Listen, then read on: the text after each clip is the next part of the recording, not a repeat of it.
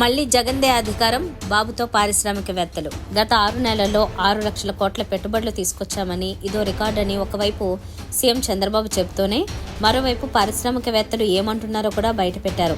ఆంధ్రప్రదేశ్లో పెట్టుబడులు పెట్టాలని పారిశ్రామికవేత్తలతో తాను చర్చిస్తుంటే మళ్లీ జగన్ అధికారంలోకి వస్తే ఎలా అని వాళ్ళు అడుగుతున్నారని చంద్రబాబు పేర్కొనడం గమనార్హం. కేవలం 11 అసెంబ్లీ సీట్లకు పరిమితమైన వైసీపీ అధినేత వైఎస్ జగన్మోహన్ రెడ్డి అధికారంలోకి వస్తారనే అనుమానాన్ని పారిశ్రామికవేత్తలు వ్యక్తం చేస్తున్నారంటే దానికి కారణం కూటమి పరిపాలన కాదా అనే ప్రశ్న ఉత్పన్నమవుతోంది. నిజానికి వైసీపీ ఘోర పరాజయం తర్వాత ఇక ఆ పార్టీకి భవిష్యత్తు ఉండదనే చర్చ సర్వత్రా జరిగింది. అయితే కూటమి పరిపాలన చూస్తున్న ప్రతి ఒక్కరూ ఇలాగైతే మళ్లీ జగనే వస్తాడేమో అనే చర్చ పెద్ద ఎత్తున సాగుతోంది. ముఖ్యంగా చంద్రబాబు ప్రభుత్వం కేవలం రాజధాని అమరావతిపై దృష్టి సారించడం, భారీ మొత్తంలో అప్పులు తీసుకొస్తూ అక్కడే ఖర్చు చేస్తోంది. దీంతో మిగిలిన ప్రాంతాల్లో తమను పస్తులు పెడుతున్నారనే ఆవేదనలో ఉన్నారు.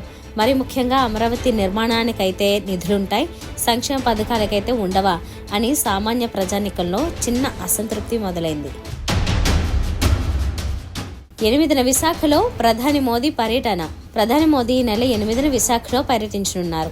ఆంధ్ర వర్సిటీ ఇంజనీరింగ్ కాలేజీ గ్రౌండ్లో ఏర్పాటు చేసే బహిరంగ సభలో ఆయన ప్రసంగిస్తారు. అనకాపల్లి జిల్లా అచ్యుతాపురంలో ఎన్టీపీసీ నిర్మించనున్న గ్రీన్ హైడ్రోజన్ ప్లాంట్కు శంకుస్థాపన, జాతీయ రహదారుల ప్రాజెక్టులను జాతికి అంకితం చేయనున్నారు. 331.84 కోట్ల మద్యం తాగేశారు. న్యూ ఇయర్ వేడుకల సందర్భంగా రాష్ట్రంలో మద్యం అమ్మకాలు భారీగా జరిగాయి. డిసెంబర్ 30, 31 తేదీల్లో 331.84 కోట్ల బిజినెస్ జరిగింది. 30న 219.43 కోట్లు, 31 112.41 కోట్ల మద్యం అమ్ముడైంది. అమరావతి నిర్మాణం పూర్తయితే సినిమాలన్నీ ఏపీలోనే. తెలుగు చిత్ర పరిశ్రమ త్వరలోనే రాష్ట్రానికి వస్తుందని సీఎం చంద్రబాబు ధీమా వ్యక్తం చేశారు. సినిమాలకు ఓవర్సీస్ మార్కెట్ పెరిగింది. అమరావతి నిర్మాణం పూర్తయితే ఇక సినిమాలన్నీ ఏపీలోనే. ఇక్కడ సినిమాలకు మంచి మార్కెట్ ఉంటుంది అని పేర్కొన్నారు. కార్ రేస్ కేసు విచారణ. ఫార్ములా ఈ రేస్ కారు కేసులో ఈడీ విచారణ నేటి నుంచి ప్రారంభం కానుంది.